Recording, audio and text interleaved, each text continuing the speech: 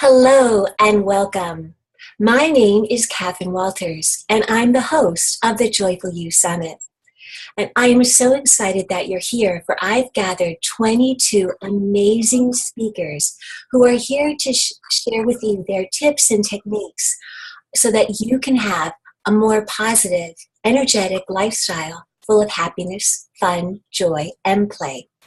And with me today is Terri Britt. And Terri is a former Miss USA. She is the founder of the global movement, Women Leaders of Love. She's a speaker, an international speaker, and a change agent for women. And she's, most importantly, she's an energetic healer and also the author of the award-winning book, The Enlightened Mom. Now, Terri is passionate about women taking back their power so they can be the change agents for happiness and joy in their own lives and in the lives of those that are dear to them. So welcome, Terri, and thank you for being here on the Joyful You Summit and sharing your expertise. Well, thank you for that, and I'm so excited to be here. And hello to everybody, because I'm really thrilled to be able to share my message. And thank you for giving me a voice, Catherine. That's amazing. I love being invited to share. So thank you. Thank you. Oh, you're so welcome. And Terri, you have an amazing story, that has helped you come to joy and happiness. And I know you've had, so please, I know that everyone's curious, so please share. Well, the story can be really long. I know it can. But let's put it in one soundbite. Well, I was an emotional mess, and I used to try to beat up people. Seriously, I did. Months before winning Miss USA, I put my fist through my boyfriend's kitchen window. I was an absolute basket case.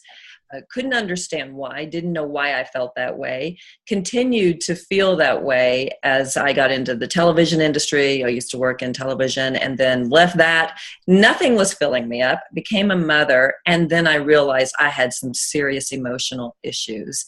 I was so angry. I couldn't stand who I was as a mother. I didn't like that I was always trying to control, especially my stepson, because he was older than my two girls, and they're all in their 20s and 30s now. But I couldn't stand who I was. I didn't like that I was always trying to make him be good, trying to do right. And I didn't get it until my father died. And when my father died, I realized, as I was looking at his life, I went into therapy, and the therapist and I were discussing my dad. And it hit me one day that my dad didn't really know how to receive love. He didn't have any idea of that he was so loved by all of us. He had lost everything in bankruptcy, became an alcoholic, and ended up spiraling down and dying by the age of 54. And what was interesting is in that therapy session, I'll never forget it, I remember that I realized that I had become just like him. Not an alcoholic, nothing like that, but that I didn't know how to receive. I had no forgiveness of myself. And I realized in that moment that I was perpetuating the cycle in my family. And that's the key piece. That's the key piece. I said, no more. I am not doing this to my family. I am shifting my life. I don't know how it's going to happen, but I'm shifting. And from that point forward, my world opened up. It's like when you make a decision that you are going to be something different and you feel it at your core, the whole world opens up. And mine did. I ended up in an energetic school for healing and learned about, moving energy with my hands. I became an intuitive. I didn't even know I could see. I mean, all this stuff opened up. It was like I made a decision that I wanted to be unconditional love. I knew after looking at my life that I had been performing for people my whole life, my family, just like my dad had done, just like my mother did. I found that later on. And I said, no more performing. I'm not doing this anymore. I am going to love myself unconditionally. And when you make that decision to love yourself unconditionally, the world opens up. It's amazing what happens. And that's absolutely true, because I have a similar experience where it's that self-love piece that it's the basis of everything. And that's what we're all looking for. And when we have that, it's like you're not rocked, you're not shaken by what happens in your life as much, because you have that center and you know who you are. Exactly. And Okay. I think we're so trained in our society to not do that.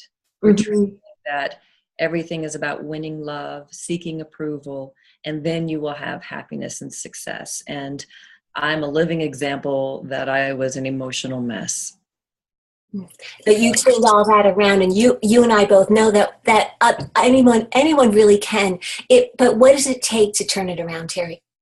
Well, first it's making a commitment. It's Mm-hmm. making a commitment that says I'm not going to perpetuate this. I mean, we're watching everything that's going on in the world right now in our politics, and you see all this anger and judgment and mudslinging, and you have to say, I'm not participating in that anymore. I'm not doing that. I'm not going to be in battle mode, because that's really what it is. And you have to think of yourself as, I'm going to be in love mode. Oh, I love that. I love that. I love mode. Let's everybody remember that one, huh? Okay, Love mode. so mode, Mom. Terri, tell us about enlightened moms. What are enlightened moms? Well, this was something Or that I enlightened women? Yeah, both, really. women. I'll start with moms. This was not something that I planned. It was, I mean, everything that I've done, when I made a decision to be unconditional love, it's as if there was this plan that I stepped into, this divine Mm-hmm. plan that I had no idea. I mean, literally, I had an intuitive tell me back in my 20s, oh, you're going to write books and travel and speak. And I said, you want to tell me what I'm going to write about? Because I had no clue, right? So this was all guided. And this is what happens when you make the decision to be unconditional love, is that Mm-hmm. you start stepping into your purpose. Mm-hmm. Well, the enlightened mom, the way it came about was I had already written one book called Message Sent, which was my journal. It was my awakening. And so I was teaching about that. Well, then all of a sudden, all of my clients became mothers, all my coaching clients at that time. And I remember the first client that came in, she brought her husband in for his birthday present, but she brought him in so that I could fix him. Mm. And the birthday present to him was to say, he's not the problem. You're the one who's struggling. Mm-hmm. And they ended up both becoming clients, but she was the catalyst. And then all of her friends started coming to me because she was making changes. And so these women started showing me how they were struggling, and I had already done it myself, right? So it came forth as this book that I wrote, and it's all guided, and it's got all these meditations and exercises for women to really go deep within. And the point of it is that an enlightened mom, when she loves herself unconditionally, okay? When she says no more to performing and trying to stop making her family happy, she quits putting her family first. She puts unconditional love for herself first, which to me is putting God first, Mm-hmm. because that's the way you were created. And so what happens is as you become this enlightened mom, you are now more joyful. You're more playful, you're more accepting, you're more passionate, and then you become that example for your family. I saw when this happened for me, my whole family shifted. I mean, the walls that were between my hubby and me came down. Where we'd lost our passion, it was now back. My kids quit fighting. I mean, there was just one miracle after the other. And then, seeing the shifts, that's when I knew that this was something really powerful, that loving ourselves was one of the most powerful things that we could do. Oh, absolutely. And I love how you put that unconditional love for yourself comes first, and that's in alignment with God, or the divine, however anyone wants to look at it, it is really that. And then how you were just so much like your whole world, you can see your whole world open up from there. Mm-hmm. It sure did. It's been a magical adventure. I mean, every day is an adventure. And it's not saying that stuff doesn't happen. I mean, I find myself going into resistance at times and struggling with where my divine path is taking me and putting my heels down, because that's what we do as humans, right? Mm-hmm. It's about knowing that it is a divine path and accepting the humanness of what we're experiencing. And that's what I think I struggled with the most before, is that when I was trying to get it right and performing all the time, I didn't accept my humanness. Mm-hmm. And so for me to be able to say, it's okay that I make a mistake, it's okay that I'm wrong, it's okay that I'm not perfect, and to be able to embrace that, then I feel enough. I feel, and that it's in that enoughness and that connection where you feel so much joy, so much love, and then you're in a high vibration. Because when we love ourselves, we move into a high vibration, and that's where the miracles show up. Absolutely. So your whole life becomes a miracle. But it's like, so, Terry, I know you have something with the worthiness quotient, and you talked about that I'm not enough piece, that enoughness, that's a huge one for most of us, probably every human. So how does that relate to the worthiness quotient? Well, the worthiness quotient is how much love you put into yourself is how much you're going to be open to receive, because Mm, how we love ourselves is setting a vibration of, yes, I'm worthy of receiving. So mhm. if you have a low worthiness quotient, it's because you're not loving yourself enough. And usually a good sign of that is all of those negative emotions that we talk about, anger, judgment, blame. And that tells you that you're probably having a low worthiness quotient, and that what you've got to do is love yourself. Yeah. And then that takes you into a higher worthiness quotient. And the high worthiness quotient is that we just want to create inner abundance so that we attract outer abundance. And that's how energy and vibration works. Right, and that self-love piece, I think many times people might think it mean that it's going out from themselves. It's getting more clothes or looking better or whatever it is. But is that really self-love? Well, you know what? I think that making yourself look the way you want to feel and where you look pretty is absolutely self-love, in the sense that if you're doing it for you, if you're Yes. doing it about winning approval, if you're doing it to make sure that you beat other people out, it's like a competition, then that's not love. I think that the way we express ourselves in our homes and our clothes is part of who we are. I Hmm. mean, I have a beautiful home. I love my home. And it's not about trying to prove anything to anyone else. I've created it so that it nurtures me, right?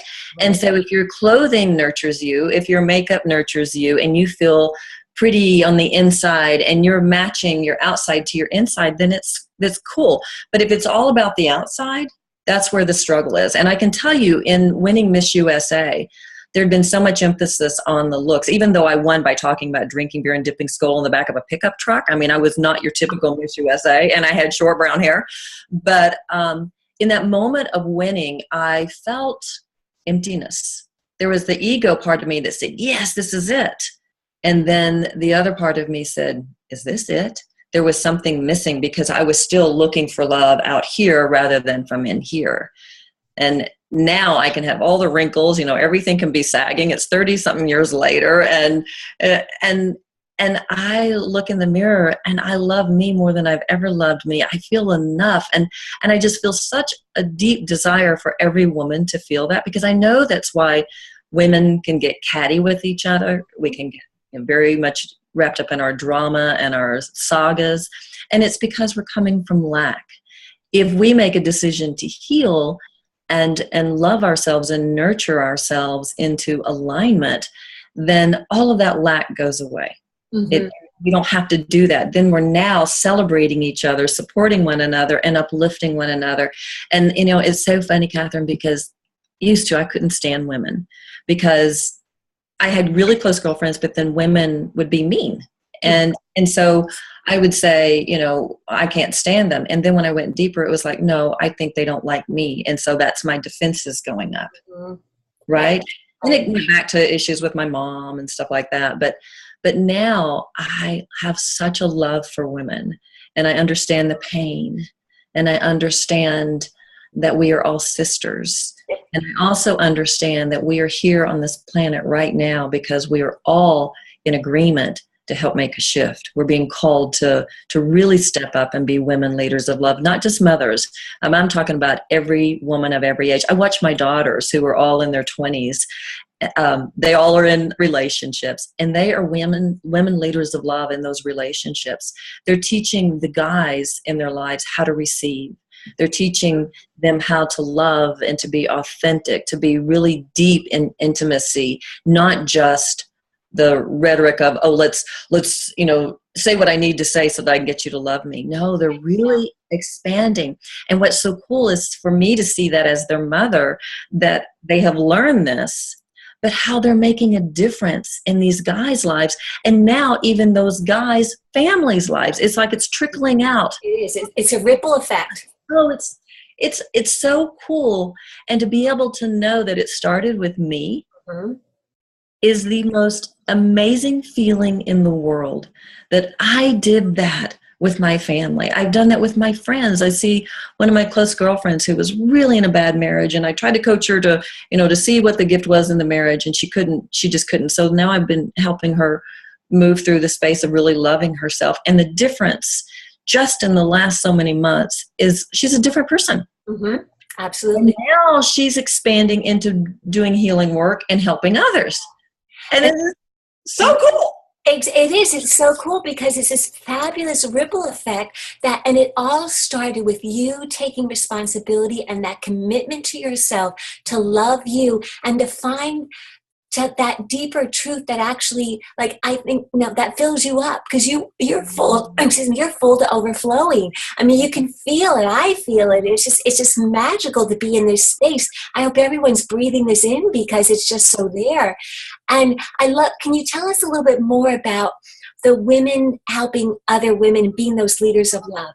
What else can we as women do to be leaders of love? Well, the first thing you got to start thinking about is one, committing to loving yourself. And really for me, it is about, in every decision I make, is it putting God first. That is it for me. And to me, God is love. And so I have to create the connection within here, because the greatest thing that we can do is to mirror back to people how to love themselves. It's not about fixing them. It's not about getting it right for them. It's not about winning their approval. It's about being an energetic mirror to show them this is what's hurting. And I want to hold this space for you of how to love yourself. And I'll give you an example for that. When my daughter, Colby, was in high school, my late husband had passed away a few years prior to that. And so she went through a real struggle. By the time she got to high school, a lot of friends had pulled away because she experiences her pain through anger. We all experience pain different ways. Mm-hmm. And I remember one night in high school, these girls were on the phone with her and they said, gosh, it's just time you get over it. It's been years now. And she sat there and sobbed and sobbed. And, and the typical mom would dive into the daughter's battle and say, you little wenches, whatever. Right. But instead I mirrored to her and I said, honey, what are they mirroring to you? And I said, you keep saying they don't have compassion for you. I said, what's really happening is you're not having compassion for yourself. This is the mirror. This is how energy works. And that was a turning point for her so that she could start loving herself. So it's so funny because my whole family, all my friends, all my coaching clients, everybody that I work with, they know that I'm going to ask them when something shows up, what's the mirror? What's the gift? Oh, yeah, absolutely. Have you seen the gift? And so that's what I would say is that let your life with your girlfriends and supporting them become a spiritual conversation. Mm-hmm. Instead of succumbing to the drama and going into the negativity, really hold a space of saying, let's commit to this spiritual path of unconditional love. And I'll give you an example of that. I was in yoga one day with my girlfriend that I was telling you that was making all these changes, and all this negativity was coming out. And I just turned her after, and this yoga class was very open. Okay, so we could talk and chat. Right. So after the class was over, I turned around and looked at her and I said, so we're going to be in negativity today, huh? And she looked at me and she goes, because I call her on crap. And he will do the same for me. And so that's such a wonderful thing to say, to make a commitment with your girlfriends and say, definitely. From this point forward, we're not buying into this low-level energy. We're taking a stand for loving ourselves. And when you have that kind of permission inside of you to do that, then you are excited. You're like, yes, this feels so true. This feels so right. And now I'm going to support you to do that. We're creating our tribe. And that's what I feel that, this is where I'm being called on this planet with women leaders of love, is that women, in the 60s, in the women's movement, we went to the extreme of trying to be like men. Right. Definitely. Didn't serve us. It did not serve us. I mean, it served us in the sense that we kind of did it their way, right, so that we could be seen and heard and valued. But now even our pay is still not the same, because we're not valuing ourselves. If we want to be valued, then we've got to value what we bring to the table and quit being like men. So we've gone from one end of the pendulum to the next. And so to come back to center, we've got to start saying, okay, I'm going to stop. I'm no longer playing on the hamster wheel. I'm no longer going to battle. I'm doing the love mode, right? We're not doing the battle mode. We're doing the love mode. Yep. And that's got to be the number one focus, is the love mode. How do I love myself in each and every moment?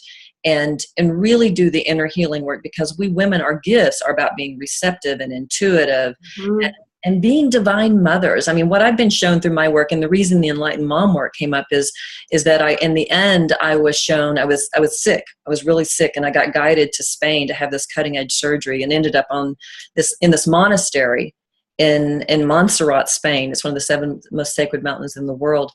And I asked, why have I been guided here? Because I had no clue. I mean, it was just this wild, magical journey. Right. And I felt guided to read about the monastery, and it says the Divine Mother takes you to God. And this is the work you've been teaching, Terri, the Divine Mother. And so it's really about becoming the Divine Mothers to ourselves. It's about loving ourselves. It's about nurturing ourselves, and then getting our guidance that way, and then taking inspired action. Oh. We've been doing it differently, and I think incorrectly, by doing it the men's way, is that men tend to go to battle. Boom, boom, boom, let's go fight, right? Right. And the whole world is off balance. Right. And the men are programmed that way. So it's just, but the thing is, when the women shift, and we come from that place of love, and the men can take in more of that love, then they're going to be in balance. And women will also be in balance, because instead of going to battle, they'll be in love. So it's like we're marrying that whole piece of love, but it starts with the unconditional love first, and then we just spread it out wherever we go. I mean, Terri, this message is just so phenomenal. It's an important message. And I want to share with you what my husband said to me. I've been married now after my husband died, my other husband. Charlie's my husband now. And last summer, he said to me, he said, you know what? He says, he's been drawing his angel cards. And so he's learning to receive, right? He's doing that now. He said, I keep drawing soulmate. I don't understand why, because you're my soulmate. And he says, it kept 3 days in a row. And he finally looked at it, and he said, I get it. He said, I've always known you loved me since the day we got together and we started connecting. I've known that. He says, but what I realized is I didn't know how to receive your love on a deep, deep level. And he says, and since you've been teaching me how to receive, how to love myself, I feel your love more deeply. What an incredible gift in a relationship, right? Oh, it is, because now you're giving and receiving on a much more equal level. Mm-hmm. And you're going to continue to grow from that level, because you can hear from him that he has that commitment to match you and to keep going with you, which is, I mean, that's what we all look for, is that relationship that can keep carrying us up, and that have that high vibration, that you can really dance in the realms together. Right. And what I've seen so often is that in marriages, that you ended up separating, or even in relationships, you start out all this passion and then you go like this. And where our relationship is different is that we both are committed to putting God at the helm, which is love at the helm, unconditional love. We are both committed to making every choice we make based in that. And so what that does is it creates an opening for us to really have a deep heart connection, and to continue to grow and have miracles show up together. It's so cool when you're having them show up together. It is the coolest thing on the planet.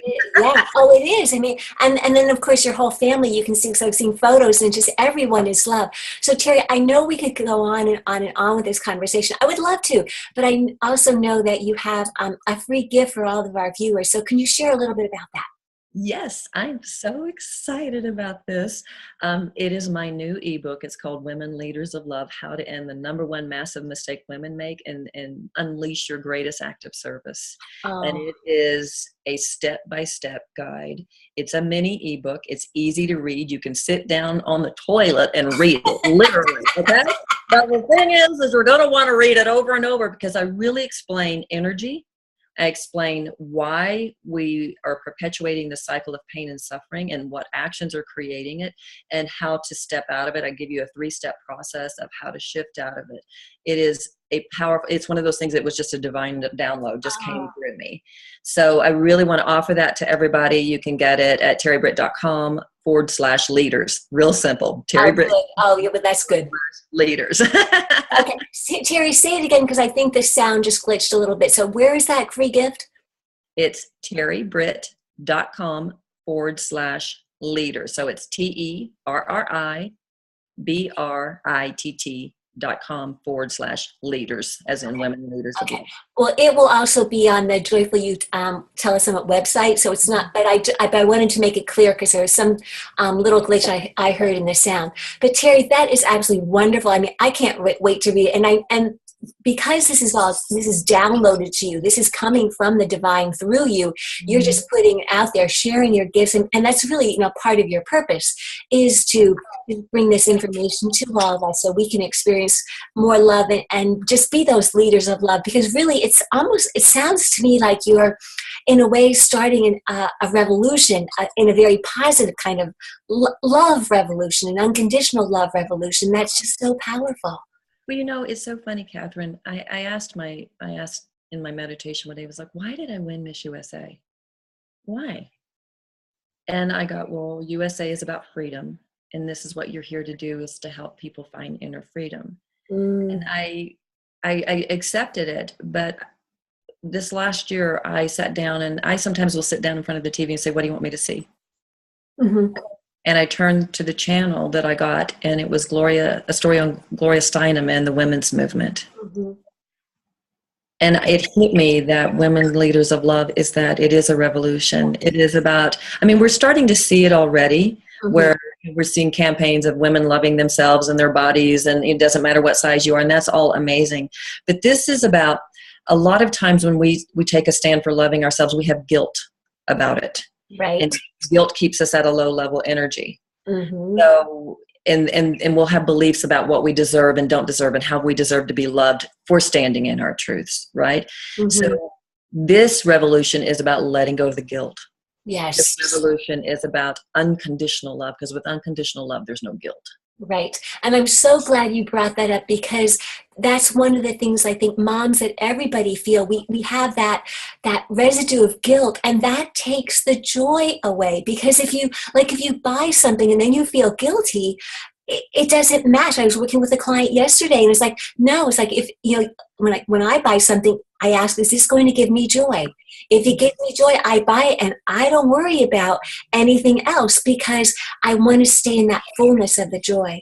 Absolutely. And that's literally what you're saying is let go of the guilt, so that we can be in joy and happiness. Right. Well, and quite honestly, if you hold on to the guilt energetically, life's going to be hard, because guilt is one of the lowest level energies. It's going to attract more of the hard energies. So it's just going to be a perpetual cycle. So this message in Women Leaders of Love, this book, is all about letting go of the guilt, being done with it, and knowing that this is the most loving thing you can do.